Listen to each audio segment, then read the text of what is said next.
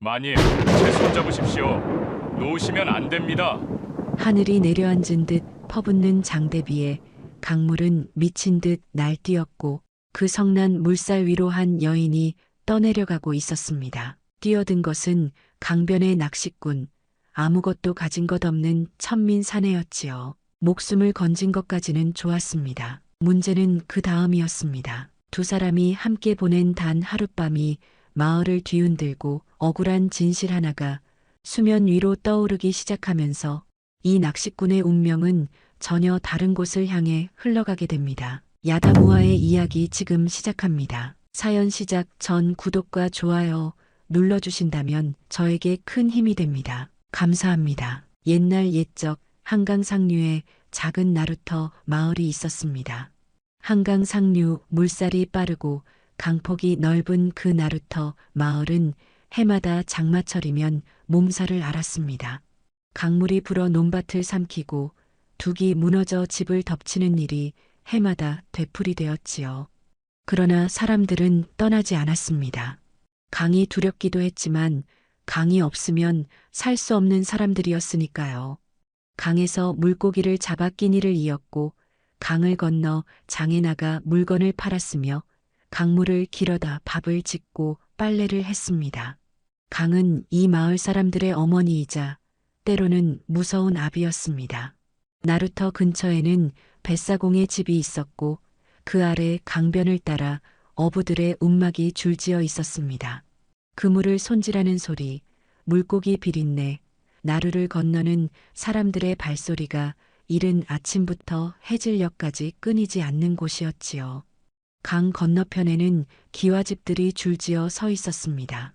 이쪽 강변의 초가와 움막과는 전혀 다른 세계였습니다.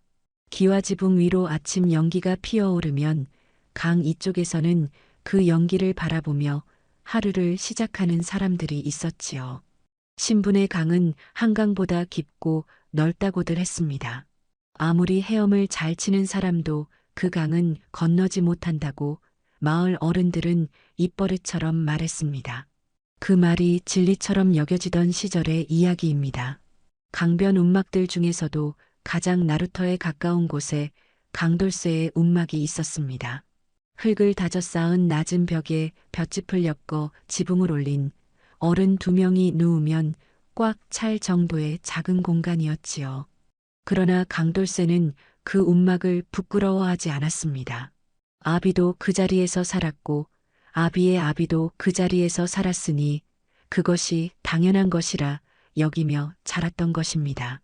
강돌쇠는 32이었습니다. 키가 크고 어깨가 넓어 멀리서도 눈에 띄는 사내였지요. 날마다 강에서 물고기를 잡고 노를 젓는 덕에 팔뚝에는 굵은 힘줄이 붉어져 있었고 햇볕에 탄 얼굴은 구릿빛으로 반들거렸습니다. 그를 모르고 가진 것도 없었지만 성품이 고다 마을 사람들 사이에서 신임이 두터웠습니다. 누가 부탁을 하면 마다하는 법이 없었고 잡은 고기가 넉넉한 날에는 혼자 사는 노인들에게 나누어 드리는 것을 잊지 않았지요. 강돌쇠가 자랑하는 것이 하나 있었으니 바로 강을 읽는 눈이었습니다. 물빛만 봐도 고깃대가 어디 있는지 알았고 바람 방향만으로도 강물이 어떻게 흐를지 짐작했습니다. 비가 오기 전이면 어김없이 강변을 돌며 이웃들에게 미리 알려주었지요. 그 덕에 마을 사람들은 강돌쇠가 하늘을 대신해 강의 말을 전해준다고 여기기도 했습니다. 낚싯대 하나의 의지에 하루하루를 살아가는 천민이었지만 강돌쇠는 자신의 삶을 부끄럽게 여긴 적이 없었습니다. 강 건너 기와집에는 28배 젊은 과부가 살고 있었습니다. 윤씨 집안의 며느리로 성은 윤씨를 따라 마을에서는 그냥 윤씨 마님이라 불렀지요. 친정은 한양의 이름난 문관 가문이었습니다. 반듯한 이마와 서늘한 눈매, 단아한 몸가짐을 갖춘 여인으로 마을에서 그 미모와 기품을 모르는 이가 없을 정도였습니다. 그러나 그 고운 얼굴 뒤에는 일찍이 남편을 여인 슬픔이 깊이 새겨져 있었습니다. 남편 윤 씨는 혼인한 지 3년이 채 되지 않아 병으로 세상을 떠났습니다. 자식도 없이 홀로 남겨진 윤 씨는 시부모를 모시며 살아가고 있었지요. 시어머니 홍 씨는 며느리를 살뜰히 아꼈습니다. 고생이 많다며 손을 잡아주고 찬바람이 불면 먼저 속옷을 내어주는 인자한 분이었지요. 그러나 시아버지 윤 영감은 달랐습니다. 겉으로는 체면을 내세우면서도 속으로는 아들 없는 며느리가 부담스러웠던 것입니다. 넌지시 제가를 권하는 말을 흘리는 것이 한두 번이 아니었습니다. 나루터 마을에는 훈장 정씨도 살고 있었습니다. 벼슬길에 오르지 못하고 마을 서당을 꾸리며 아이들을 가르치는 선비였지요. 정씨는 강돌쇠와 특별한 인연이 있었습니다. 강돌쇠의 아비가 살아있을 때부터 강변에서 가끔 말을 섞던 사이였고 아비가 세상을 뜬 뒤에는 강돌쇠에게 간간히 글자를 가르쳐 주기도 했습니다. 신분은 달랐지만 훈장 정씨만은 강돌쇠를 사람으로 대해주었고 강돌쇠 역시 그를 진심으로 따랐습니다. 그의 여름은 유난히 비가 잦았습니다. 5월부터 빗줄기가 끊이지 않았고 강물은 초여름임에도 탁한 황토색을 띠고 있었습니다. 강돌쇠는 아침마다 낚싯대를 어깨에 걸고 강변으로 나가면서 자신도 모르게 강 건너 기와집 쪽으로 눈길을 주게 되었습니다. 처마 밑에서 빨래를 넣는 여인의 모습이 눈에 들어온 것은 그 무렵부터였습니다. 윤 씨였습니다. 하얀 저고리에 옥색 치마를 입은 여인이 긴 소매자락을 걷어 올리고 빨래를 넣는 모습은 그 자체로 강변의 풍경 중 하나가 되어 있었습니다. 강돌쇠는 감히 오래 바라보지 못하고 고개를 내리깔며 걸음을 옮겼습니다. 저분은 강 건너 세상 사람이요. 나는 강 이쪽 세상 사람이라는 것을 누구보다 잘 알고 있었으니까요. 그러나 눈을 돌렸어도 마음은 돌아가지 않았습니다. 강물에 비친 그녀의 모습이 하루 종일 눈앞에서 어른거렸지요. 어느 날 오후 강돌쇠는 나루터 근처에서 그물을 손질하다가 윤 씨가 강변 쪽으로 걸어오는 것을 보았습니다. 손에는 시주 바구니를 들고 있었고 뒤에는 어린 몸종 하나가 졸졸 따르고 있었습니다. 강변 위쪽 산기슭에 있는 작은 암자에 시주를 들이러 가는 길이었습니다. 강돌쇠는 그물을 손질하던 손을 멈추고 고개를 들었다가 윤 씨와 눈이 마주치자 황급히 고개를 숙였습니다. 윤 씨도 잠깐 걸음을 멈추는 듯 하더니 이내 몸종을 재촉하며 길을 이어갔습니다. 강돌쇠는 그 발소리가 멀어질 때까지 고개를 들지 못했습니다. 그날 밤 강돌쇠는 움막 앞에 앉아 강물을 바라보다가 오랫동안 잠을 이루지 못했습니다. 강물 위에 달이 떠 있었고 그 달빛이 강 건너 기와집 지붕 위에 고요히 내려앉아 있었습니다. 강돌쇠는 그것을 바라보다가 자신이 무언가를 바라고 있다는 것을 처음으로 깨달았습니다. 무엇을 바라는지는 차마 입 밖에 내지 못했지만 가슴 한편이 알 수 없이 먹먹해지는 것만은 어쩔 수가 없었습니다. 7월이 되었습니다. 훈장 정씨가 서당을 파하고 강변으로 강돌쇠를 찾아온 것은 그달 초였습니다. 정씨는 강변 바위에 나란히 앉아 하늘을 바라보며 말했습니다. 돌쇠야, 올해 장마는 심상치 않을 것 같다. 강 상류에서 내려오는 물 색깔을 보아라. 아직 장마도 제대로 시작되지 않았는데 저 빛깔이 저러하니. 강돌쇠도 강물을 바라보았습니다. 정씨의 말이 맞았습니다. 물빛이 평소와는 달랐습니다. 탁하고 묵직한 황토색이 강 전체를 물들이고 있었지요. 강돌쇠는 낮게 중얼거렸습니다. 예, 저도 느끼고 있었습니다. 상류 쪽 산에 비가 엄청 내린 것 같습니다. 정씨는 잠자코 고개를 끄덕이다가 강돌쇠의 어깨를 툭 치며 일어났습니다. 말은 많이 하지 않았지만 그것으로 충분했습니다. 돌아가 대비하라는 뜻이었지요. 강돌쇠는 그날부터 해마다 해오던 대로 장마 전 마지막 낚시 준비를 시작했습니다. 상류 바위 낚시터에서 큰 잉어를 잡아 마을 어른들께 나누어 드리는 것이 아비 때부터 이어온 관례였습니다. 출발하는 날 아침, 하늘은 잔뜩 흐려 있었습니다. 구름이 낮게 깔려 강 건너 기와집 지붕조차 잘 보이지 않을 지경이었지요. 강돌쇠는 도롱이를 걸치고 낚싯대를 챙겼습니다. 강물은 이미 황토빛으로 물들어 힘차게 흘렀고 멀리 산 너머에서 천둥 소리가 낮게 울려왔습니다. 돌아가야 한다는 것을 몸이 먼저 알았지만 어른들께 드릴 잉어를 그냥 포기할 수는 없었습니다. 상류 바위 근처에는 장마 전이면 큰 잉어떼가 모이는 것을 강돌쇠는 누구보다 잘 알고 있었지요. 강돌쇠는 발을 재촉했습니다. 빨리 잡고 빨리 돌아오면 된다고 스스로를 다독이면서 포구는 강돌쇠가 상류 바위에 낚싯대를 들이운 지 한 시즌도 채 지나지 않아 쏟아지기 시작했습니다. 처음에는 굵은 빗방울이 드문드문 떨어지더니 순식간에 하늘이 구멍난 듯 장대비가 퍼부었습니다. 강물은 눈에 띄게 불어올랐습니다. 강돌쇠는 낚싯대를 거두고 서둘러 강변을 따라 내려오기 시작했습니다. 그때였습니다. 강 한가운데서 무언가가 떠내려오고 있었습니다. 처음에는 나무 더미인 줄 알았습니다. 그러나 눈을 가늘게 뜨고 다시 보니 사람이었습니다. 옥색 치마가 물에 젖어 검게 변한 채 강물 위를 떠돌고 있었지요. 두 팔이 허우적거리고 있었지만 급류에 몸을 맡긴 채 속절없이 떠내려가고 있었습니다. 강돌쇠는 망설이지 않았습니다. 도롱이를 벗어 던지고 강으로 뛰어들었습니다. 장마철 불어난 강물은 산의 장부도 집어삼킬 만한 기세였습니다. 물살이 어찌나 세던지 발이 바닥에 닿지 않았고 강돌쇠는 온 힘을 다해 물살을 거슬러 헤엄쳤습니다. 두 팔이 끊어질 듯 아팠지만 멈출 수 없었습니다. 사람이 떠내려가고 있었으니까요. 겨우 여인에게 다가가 팔을 붙잡았을 때 강돌쇠는 그녀의 얼굴을 알아보았습니다.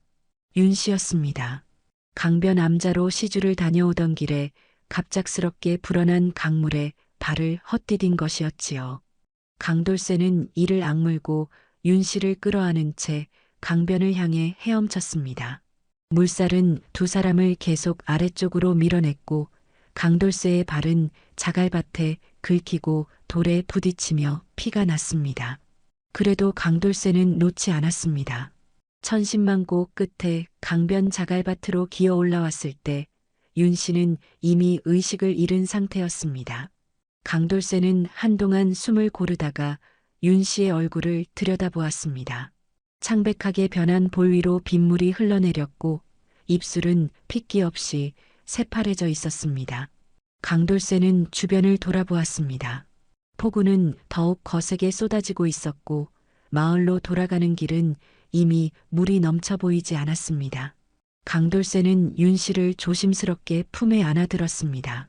갈 수 있는 곳은 한 군데뿐이었습니다. 움막 안은 어두웠습니다. 강돌쇠는 윤 씨를 요 위에 눕히고 뒤로 물러났습니다. 온몸이 물에 젖어 떨고 있었지만 정작 강돌쇠의 눈은 어찌해야 할지를 몰라 허둥거리고 있었습니다. 양반과 마님을 여기 눕혀도 되는가? 옷을 갈아입혀야 하는데 감히 손을 댈 수 있는가? 마음이 들끓었습니다. 강돌쇠는 결국 화롯불부터 피웠습니다. 물에 젖은 손으로 부싯돌을 두드리기를 여러 차례 겨우 불씨를 살려냈지요. 화롯불이 타오르자 움막 안이 조금씩 따뜻해졌습니다. 강돌쇠는 자신의 마른 도포 한 벌을 꺼내 윤 씨의 발치에 올려두었습니다. 직접 손을 대는 것은 끝내 하지 못했습니다. 대신 자신이 덮던 낡은 도롱이를 조심스럽게 윤 씨의 위에 덮어주었습니다. 얼마나 지났을까요? 윤 씨의 눈꺼풀이 천천히 열렸습니다. 흐릿한 눈으로 천장을 바라보다가 고개를 옆으로 돌렸을 때 움막 한쪽에 쪼그려 앉아 화롯불을 바라보고 있는 강돌쇠와 눈이 마주쳤습니다. 두 사람은 한동안 말이 없었습니다. 윤 씨는 천천히 몸을 일으키려다 다시 쓰러졌습니다. 강돌쇠가 황급히 손을 뻗었다가 멈추었습니다. 윤 씨가 먼저 가느다란 목소리로 물었습니다. 여기가 어디요? 강변 제 움막입니다. 마님, 죽을 것 같아 보여서 일단 여기로 모셨습니다. 건방지게 굴려는 게 아니었습니다. 강돌쇠는 고개를 깊이 숙이며 말했습니다. 윤 씨는 잠시 침묵하다가 말했습니다. 고맙소. 그 두 마디가 움막 안을 꽉 채웠습니다. 강돌쇠는 차마 고개를 들지 못하면서도 가슴 한편이 뜨거워지는 것을 느꼈습니다. 밖에서는 폭우가 점점 더 거세게 쏟아지고 있었습니다. 해가 저물어도 폭우는 그칠 기미가 없었습니다. 강물은 이미 나루터를 삼키고 강변 오솔길 위까지 차올랐습니다. 마을로 돌아가는 길은 완전히 끊겼지요. 강돌쇠는 움막 밖으로 나가 사방을 살폈지만 물이 무릎까지 차올라 한 발짝도 나아갈 수 없었습니다. 마님, 오늘 밤은 이 움막에서 지내셔야 할 것 같습니다. 강돌쇠의 말에 윤 씨는 잠시 눈을 감았다가 천천히 고개를 끄덕였습니다. 이미 몸 상태가 정상이 아니었습니다. 강물에 휩쓸린 충격으로 몸이 떨리고 있었고 젖은 옷이 식어가면서 이가 딱딱 부딪혔습니다. 강돌쇠는 화롯불에 나무를 더 얹고 움막에 있는 먹을 것을 모두 꺼냈습니다. 말린 생선 몇 토막과 식은 조밥 한 덩어리가 전부였습니다. 변변찮은 것밖에 없습니다만 윤 씨는 마다하지 않았습니다. 말없이 조밥을 받아들었습니다. 강돌쇠는 움막 한 귀퉁이에 최대한 몸을 웅크리고 앉아 반대편 벽을 바라보았습니다.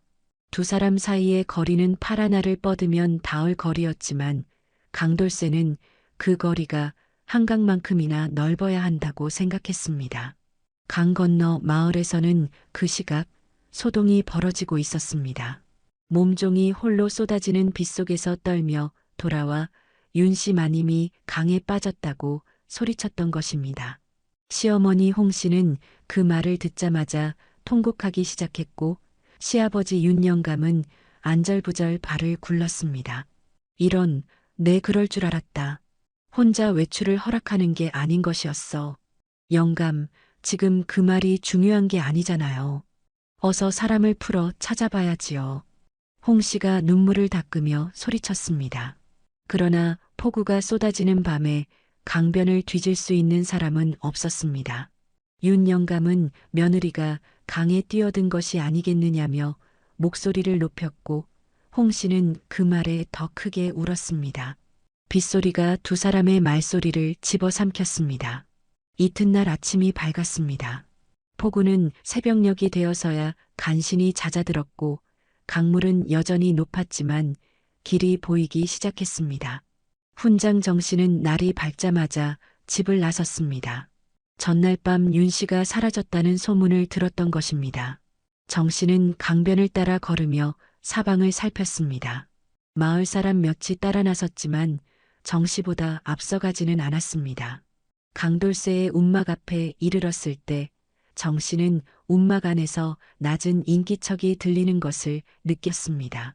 정씨는 조심스럽게 문을 두드렸습니다. 강돌쇠가 얼굴을 내밀었고 그 뒤로 윤 씨의 모습이 보였습니다. 정씨는 상황을 단숨에 파악했습니다. 눈썹 하나 움직이지 않고 함께 따라온 마을 사람들을 먼저 돌려보냈습니다. 수고들 했소. 여기는 내가 살펴볼 테니 돌아들 가시오. 사람들이 돌아간 뒤 정씨는 강돌쇠와 윤 씨를 각각 비밀리에 마을로 데려오는 방법을 궁리했습니다. 윤 씨가 먼저 강을 건너 시댁으로 돌아가게 하고 강돌쇠는 한 시즌 뒤에 나루터를 통해 이쪽 마을로 돌아오게 했습니다. 다행히 함께 따라 나섰던 마을 사람들이 어디서 찾았는지 묻기 전에 이미 자리를 떴고 두 사람의 이야기는 한동안 수면 아래에 머무는 듯 했습니다. 그러나 소문이란 것은 물처럼 새어나가는 법이었습니다. 몸종이 이미 마을에서 입을 놀렸고 나루터를 지나던 사람이 강돌쇠가 여인을 안고 움막으로 들어가는 것을 보았다는 말이 퍼졌습니다. 정씨는 강돌쇠를 서당으로 불렀습니다. 마주 앉은 두 사람 사이에 한동안 침묵이 흘렀습니다. 돌쇠야, 예, 내가 한 일은 옳은 일이다. 목숨을 구한 것이니까. 허나 세상은 옳고 그름으로만 돌아가지는 않는다. 강돌쇠는 고개를 숙였습니다. 정씨는 잠시 뜸을 들이다가 말을 이었습니다. 지금 내가 살아남으려면, 아니 그보다 먼저 사람으로 서려면 글을 배워야 한다. 강돌쇠는 고개를 들었습니다. 처음으로 정씨의 눈을 똑바로 바라보며 말했습니다. 가르쳐 주십시오. 그날부터 강돌쇠는 밤마다 서당에 들렀습니다. 거칠고 굵은 손가락으로 붓을 쥐고 천자문의 첫 획을 긋기 시작했습니다. 소문은 결국 윤 씨의 시댁 귀에까지 들어갔습니다. 시아버지 윤 영감은 가문의 체면이 달린 일이라며 앉아있지 못하고 방안을 서성했습니다.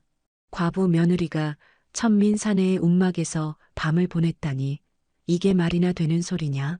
어서 친정으로 돌려보내야 해. 시어머니 홍 씨가 눈물을 흘리며 말했습니다.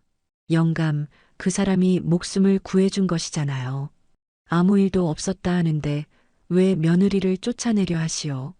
아무 일도 없었다는 것을 어찌 알소? 천민 사내가 밤새 혼자 있었다는 것만으로도 이미 소문이 자자한데 이 집안 체면을 어디다 팔아먹으란 말이오. 강돌쇠는 이를 전해 듣고 가슴이 내려앉는 것 같았습니다. 자신이 한 일이 도리어 윤 씨를 공경에 빠뜨렸다는 생각이 들었습니다. 그대로 있을 수 없었습니다. 강돌쇠는 마을 어른들을 한 분 한 분 찾아가 무릎을 꿇었습니다. 나루터 뱃사공, 강변의 늙은 어부, 강 건너, 마을의 두부장수 노인까지 모두에게 같은 말을 했습니다. 저는 마님의 목숨을 구했을 뿐입니다. 그 외에는 아무 일도 없었습니다. 하늘에 맹세합니다. 마을 어른들은 강돌쇠의 진심을 알았습니다. 그의 성품을 모르는 이가 없었으니까요. 그러나 양반가의 체면 앞에서 천민의 맹세는 가벼웠습니다. 어른들은 안타까운 눈빛을 보내면서도 선뜻 나서지 못했습니다. 윤 영감이 가문의 위세를 앞세워 마을을 압박하고 있었기 때문이지요. 강돌쇠는 집으로 돌아와 강변에 쪼그려 앉아 강물을 바라보았습니다. 강은 언제나처럼 무심히 흘렀습니다. 그 무렵 뜻밖의 일이 벌어졌습니다. 한양에서 암행어사가 내려온 것이었습니다. 인근 고을 수령의 세금 비리를 조사하러 내려온 어사는 나루터 마을에 하룻밤 머물게 되었습니다. 허름한 행색으로 주막에 자리를 잡은 어사의 귀에 나루터 마을의 이야기가 흘러들었습니다. 폭우 속에서 양반 과부를 건져낸 낚시꾼의 이야기였지요.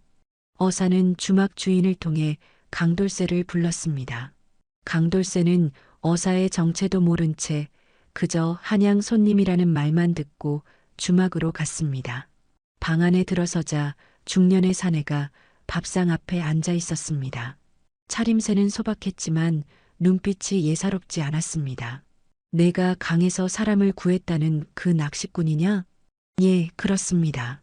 그날 일을 처음부터 말해보거라. 강돌쇠는 꾸밈없이 그날의 일을 모두 이야기했습니다.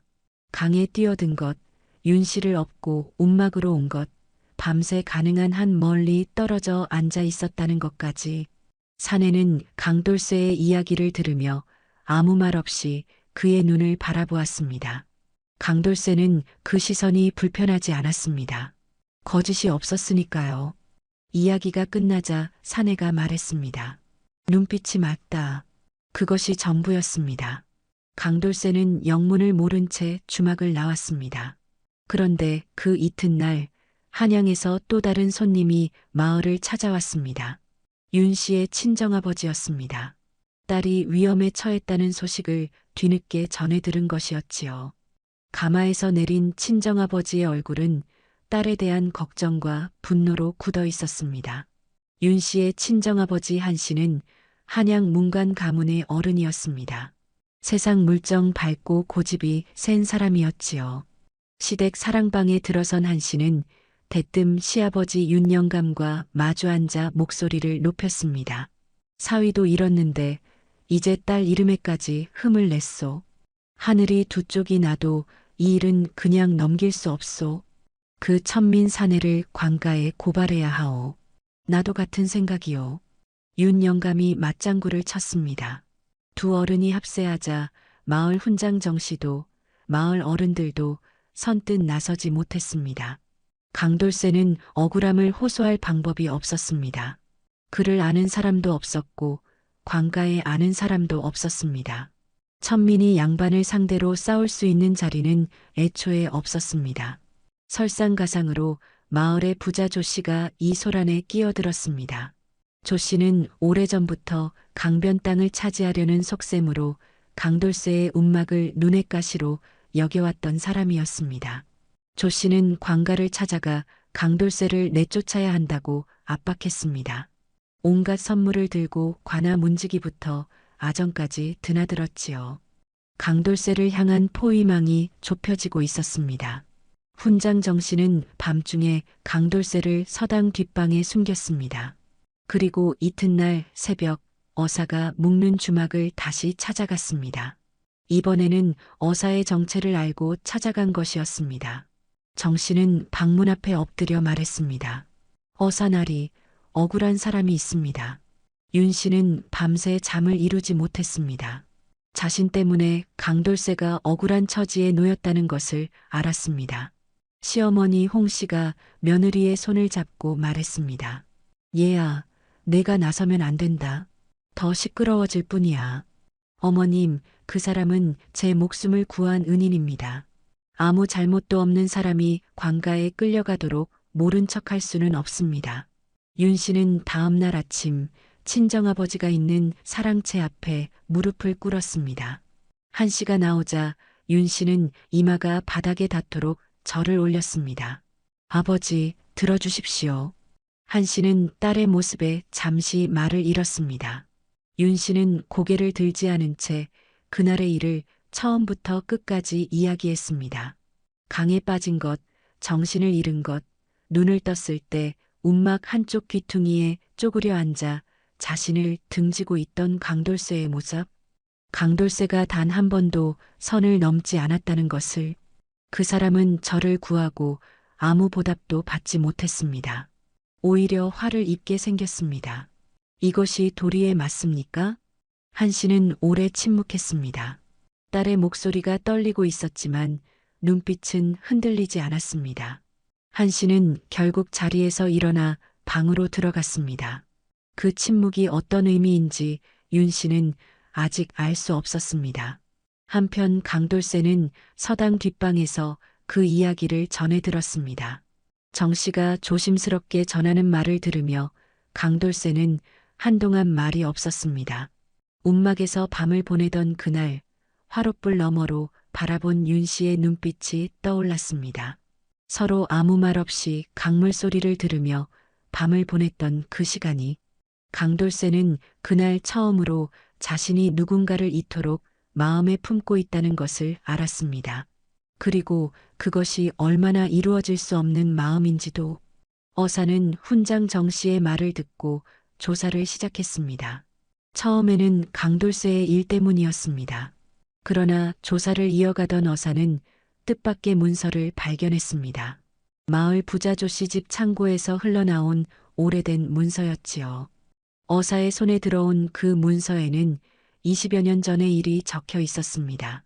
묵과에 급제한 한 무관이 영모에 연루되어 신분을 박탈당한 사건이었습니다. 그 무관의 이름 석자를 확인한 어사는 눈을 가늘게 떴습니다. 문서를 들고 정 씨를 찾아갔습니다. 이 사람을 아시오? 정 씨는 문서의 이름을 보자 얼굴이 굳었습니다. 잠시 눈을 감았다가 떴습니다. 강돌세의 아비입니다. 어사는 정 씨로부터 오래된 이야기를 들었습니다. 강돌세의 아비는 원래 묵과에 급제한 무관이었습니다. 그러나 조씨 집안과의 오래된 땅 분쟁에서 밀린 끝에 조씨 집안이 영모에 연루되었다는 거짓 고발을 관가에 넣었고 그것이 받아들여져 신분이 박탈당한 것이었습니다. 무관은 억울함을 호소하다 얼마 지나지 않아 숨졌고 어린 강돌세는 천민 신분으로 강변에 남겨졌습니다. 정 씨는 그 사실을 알고 있었지만 증거가 없어 입을 열지 못했습니다. 그런데 그 증거가 20여 년이 지난 지금 어사의 손에 들어온 것이었지요. 어사는 강돌세를 불렀습니다. 강돌세 앞에 문서를 내려놓았습니다. 이 사람이 내 아비냐? 강돌세는 문서의 이름을 읽지 못했습니다. 어사가 소리내어 읽어주자 강돌세는 그것이 아비의 이름이라는 것을 알았습니다. 천천히 무릎이 꺾이며 바닥에 주저앉았습니다. 눈물이 나올 줄 알았는데 눈물이 나오지 않았습니다. 오히려 가슴속 깊은 곳에서 돌덩이 같은 것이 자리 잡는 것이 느껴졌습니다. 강돌세는 며칠 동안 강변에 홀로 앉아 있었습니다. 새벽에 나가 해가 저물어도 돌아오지 않았지요. 정씨가 먹을 것을 가져다 주면 조용히 받아들었고 아무 말도 하지 않았습니다. 강물은 장마가 지나고 나서 조금 잦아들어 있었지만 여전히 강하게 흐르고 있었습니다. 강돌세는 강물을 바라보며 아비를 생각했습니다. 한 번도 아비의 이야기를 들어본 적이 없었습니다. 아비는 낚시꾼이었다고만 알고 있었지요. 무관이었다는 것을, 억울하게 신분을 빼앗겼다는 것을, 누군가의 모략에 의해 쫓겨났다는 것을 아무도 알려주지 않았습니다. 강돌세는 주먹을 쥐었습니다. 분노가 치밀었습니다. 조씨 집으로 당장 달려가고 싶었습니다. 그러나 그렇게 하지 않았습니다. 강물이 막아서는 것 같았습니다. 아비의 억울함을 풀려면 주먹이 아니라 다른 무언가가 필요하다는 것을 강돌세는 본능적으로 알았습니다. 사흘째 되던 날 밤 정씨가 강변으로 찾아와 강돌세 옆에 조용히 앉았습니다. 두 사람은 한동안 말없이 강물을 바라보았습니다. 정씨가 먼저 입을 열었습니다. 돌세야, 내 아비는 억울하게 쫓겨났지만 한 가지를 지켰다. 끝까지 사람으로 살았다. 칼을 들지 않았다. 강돌세는 아무 말도 하지 않았습니다. 복수는 이미 세상이 하고 있다. 어사나리가 나섰고 진실이 드러나고 있다. 내가 해야 할 일은 지금 이 순간부터 스스로 사람이 되는 것이다. 아비가 이루지 못한 것을 내가 이루어라. 강물이 낮게 흘렀습니다.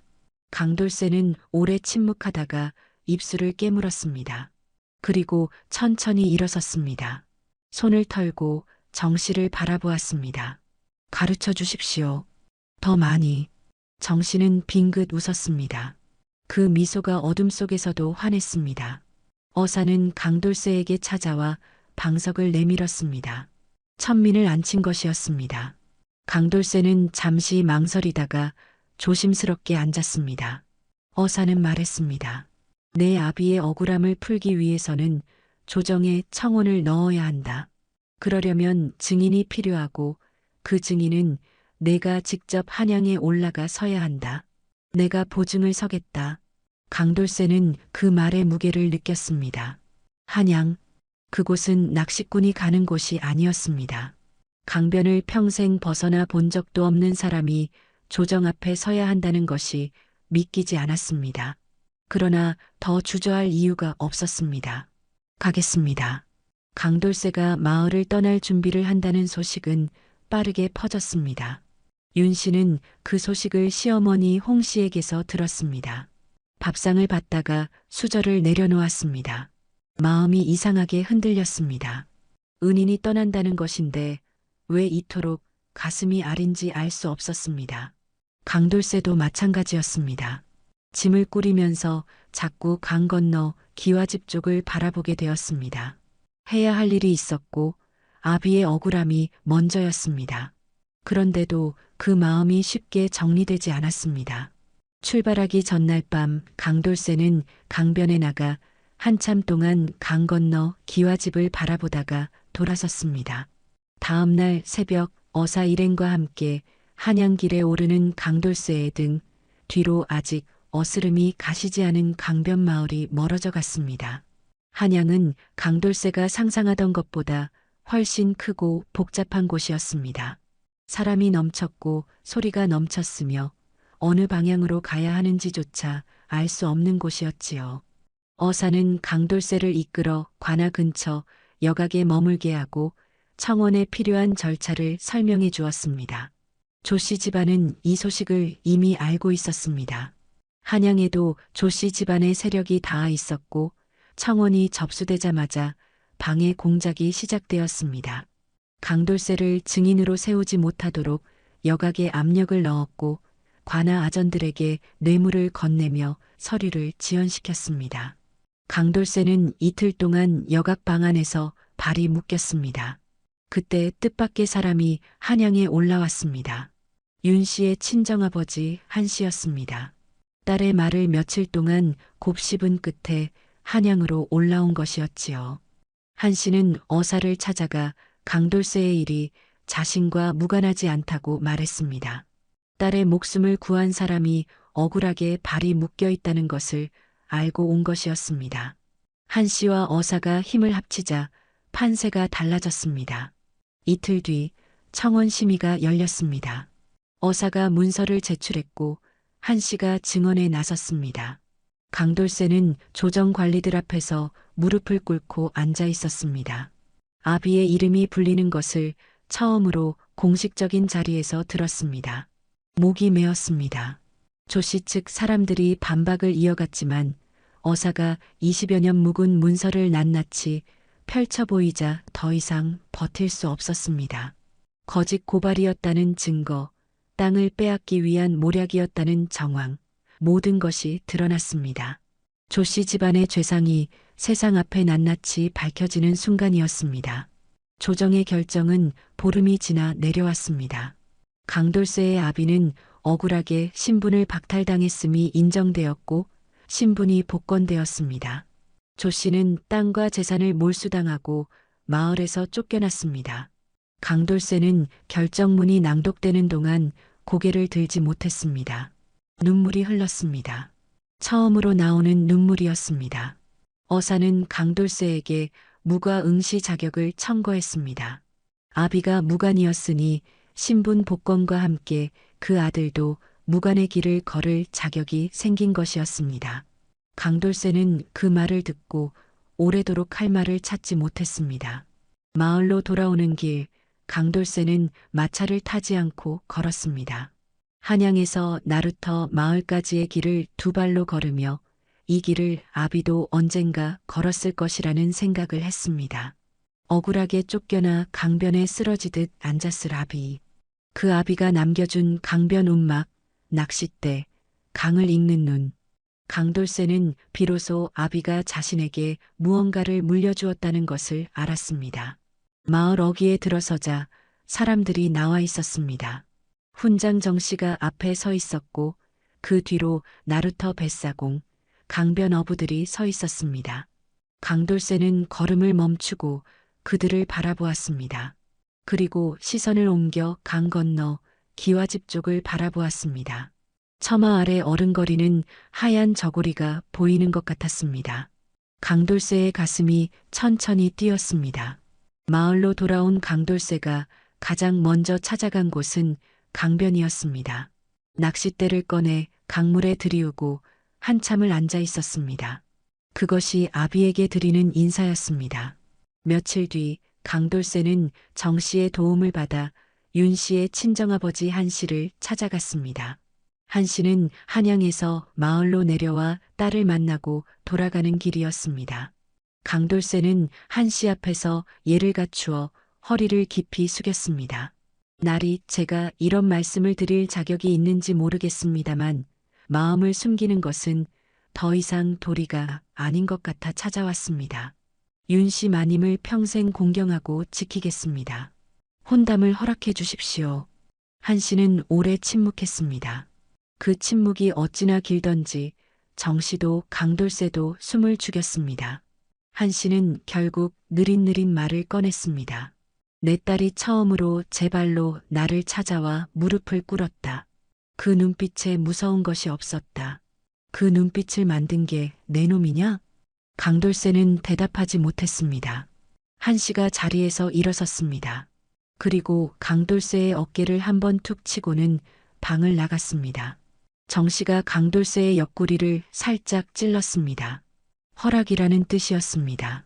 시어머니 홍 씨는 윤 씨의 손을 잡고 한참 울었습니다. 잘 됐다, 잘 됐어. 내가 행복해야 내가 편하다. 혼례는 그의 가을에 치러졌습니다. 낙엽이 강물 위에 떨어지는 계절이었습니다.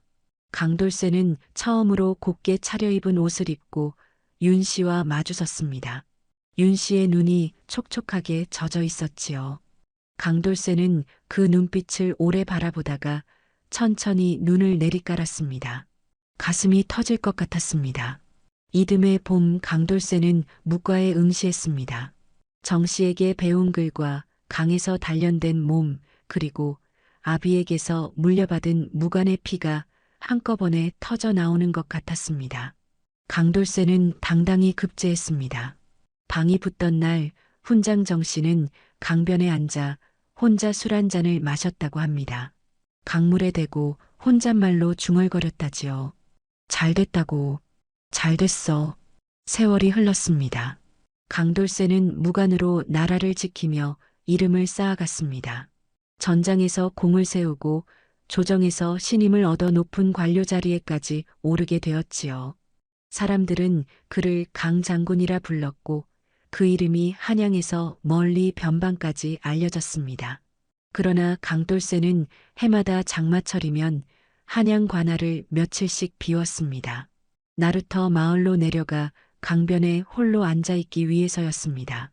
비가 내리는 강변에 도롱이를 걸치고 낚싯대를 들이우며 앉아있는 높은 관료의 모습이 마을 사람들에게는 낯설면서도 낯설지 않았습니다. 강돌쇠는 언제나 그 강변에서 시작한 사람이었으니까요. 어느 해 장마철 윤 씨가 우산을 들고 강변으로 걸어 내려왔습니다. 남편의 곁에 조용히 앉아 함께 강물을 바라보았습니다.